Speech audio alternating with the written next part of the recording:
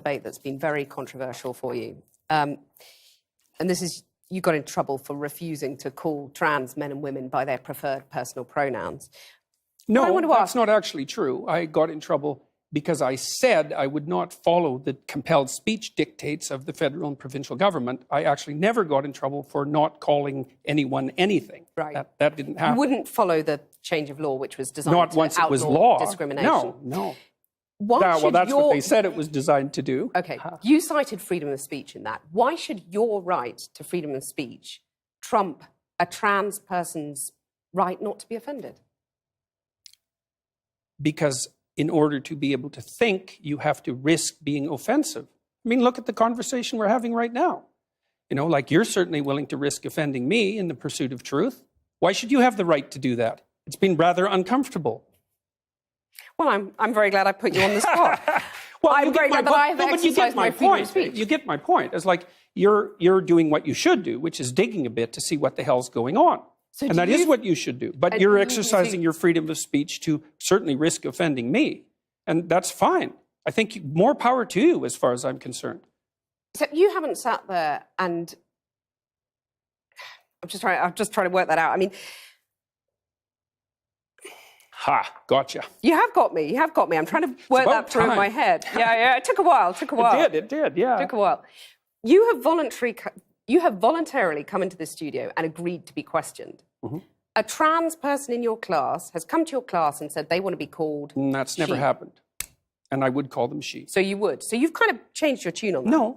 No, I said that right from the beginning. What I said at the beginning was that I was not going to cede the linguistic territory to radical leftists, regardless of whether or not it was put in law.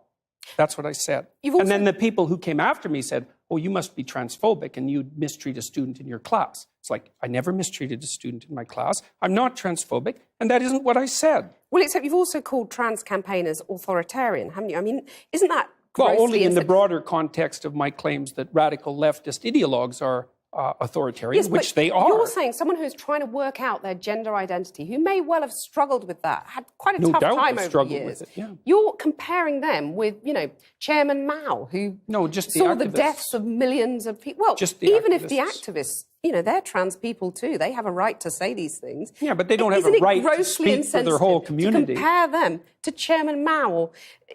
Augusto Pinochet. I mean, this is grossly insensitive. No, I didn't compare them to Pinochet. Well, I did compare them to He was an authoritarian. He's a right-winger, though. I was comparing them to the left-wing totalitarians. Okay. And I do believe they are left-wing totalitarians. Under Mao, millions of people died. Right. I mean, there's no comparison between Mao and a trans activist, is there? Why not? Because trans activists aren't killing millions of people?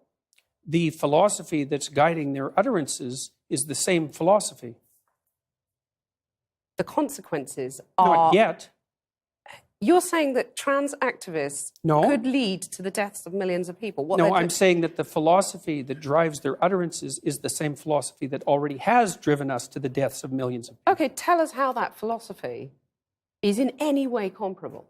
Sure, that's no problem. The first thing is that the philosophy presumes that group identity is paramount. That's the fundamental philosophy that drove the Soviet Union and Maoist China. And it's the fundamental philosophy of the left-wing activists. It's identity politics. It doesn't matter who you are as an individual. It matters who you are in terms of your group identity. You're just saying these things, though, to provoke, aren't you? I mean, you are a provocateur. I never say anything. You're like the alt-right that you hate to be compared to. You want to stir things up. I'm only a provocateur insofar as when I say what I believe to be true, it's provocative. I don't provoke. Maybe for humor, you don't set out now and then. I'm not interested in provoking. But what about the thing about, fighting and the lobster? Tell us about the lobster. Well, that's quite a segue. Well, the first chapter I have in my book is called Stand Up Straight with Your Shoulders Back. And it's an injunction to be combative, not least to further your career, let's say, but also to adopt a stance of ready engagement with the world and to reflect that in your posture. And the reason that I write about lobsters is because there's this idea that hierarchical structures are a sociological construct of the Western patriarchy. And that is so untrue that it's almost unbelievable. And I use the lobster as an example because the lobster we divulged from lobsters in evolutionary history about 350 million years ago, common ancestor. And lobsters exist in hierarchies, and they have a nervous system attuned to the hierarchy. And that nervous system runs on serotonin, just like our nervous systems do.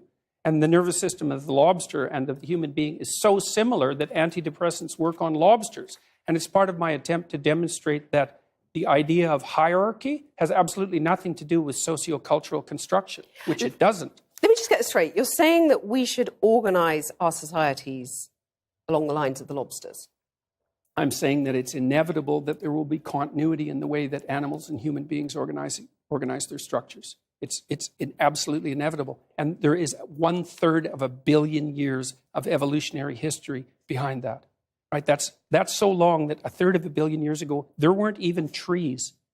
It's a long time. You have a mechanism in your brain that runs on serotonin that's similar to the lobster mechanism that tracks your status. And the higher your status, the better your emotions are regulated. So as your serotonin levels increase, you feel more positive emotion and less negative emotion. So you're saying, like the lobsters, we're hardwired as men and women to do certain things, to sort of run along tram lines, and there's nothing we can do about it?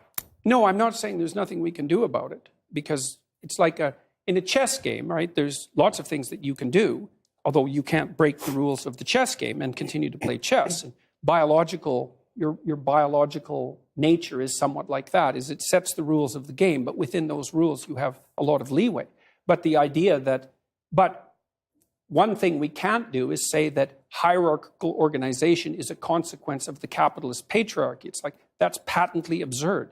It's wrong. It's not a matter of opinion. It's seriously wrong.